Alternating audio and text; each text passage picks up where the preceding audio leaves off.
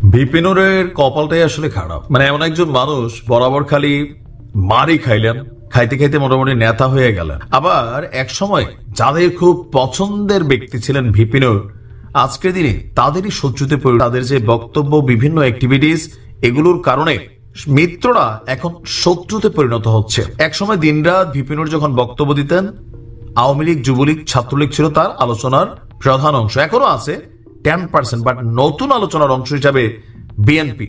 তো বিএনপি ইস্যুতে বরাবরই সোচ্চার বিপিনুর, আর এটার রেজাল্ট আজকে তিনি হাতে নাতে পাইছেন, মোটামুটি কেল্লা ফতে করে দিচ্ছে। দর্শক, আপনার গণ অধিকার পরিষদের যে বরিশাল এলাকা, তাদের যে শাখা আছে, গৌরনদী উপজেলা, তাদের যেই শাখা কার্যালয় আছে, সেই কার্যালয়ে ব্যাপক হামলা চালিয়ে আসবাবপত্র, কার্যালয় ভাঙচুর করে একাকার করে দেওয়া হয়েছে। আপনার আজকে সকালে সংগঠনের বরিশাল জেলা শাখার সাংগঠনিক সম্পাদক নুরুল আমিন, তিনি বাদী হয়ে একটা অভিযোগ দায়ের করেছেন গৌরনদী মডেল থানায়।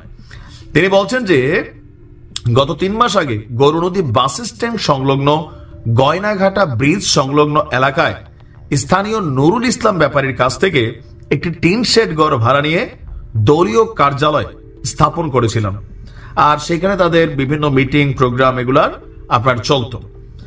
আর 30টি চেয়ার এই অফিসটার মধ্যে ছিল, একটা টেবিল ছিল, এবং কি সংগঠনের ফান্ডের টাকা পয়সাও এই অফিসে থাকতো। তো আজকে সেখানে যখন হামলা চালানো হয়েছে, 30টি চেয়ার, টেবিল সহ নগদ 1,47,732 টাকা এবং গুরুত্বপূর্ণ সাংগঠনিক কাগজপত্র লুটপাট হয়ে গেছে। তো ঘটনা কে ঘটাইছে?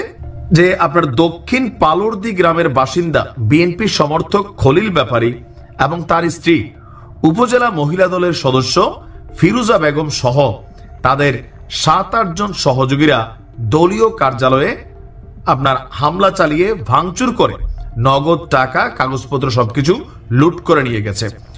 ওসি সাহেব যিনি আছেন, আমাদের ইউনুস সাহেব, তিনি বলছেন যে প্রাথমিকভাবে যতটুকু জানা গেছে, জমির মালিকানা নিয়ে দ্বন্দ্বের কারণে মালামাল বের করে কক্ষে তালা দেওয়া হয়েছে।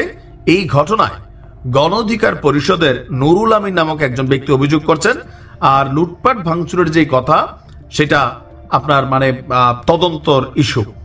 তবে ওসির বক্তব্য প্রত্যাখ্যান করে নুরুল আমিন বলছেন, কার্যালয়ে সাইনবোর্ড রয়েছে, সেখানে আমাদের নম্বর রয়েছে, মালিকানা নিয়ে দ্বন্দ্ব থাকলে আমাদের কল করে মালামাল ছড়িয়ে নিতে বলতেন, কিন্তু তা না করে কার্যালয়ে ভাঙচুর করে মালামাল তছনছ করে লুট করে তালাবদ্ধ করেছে। আমরা এই ঘটনার বিচার চাই।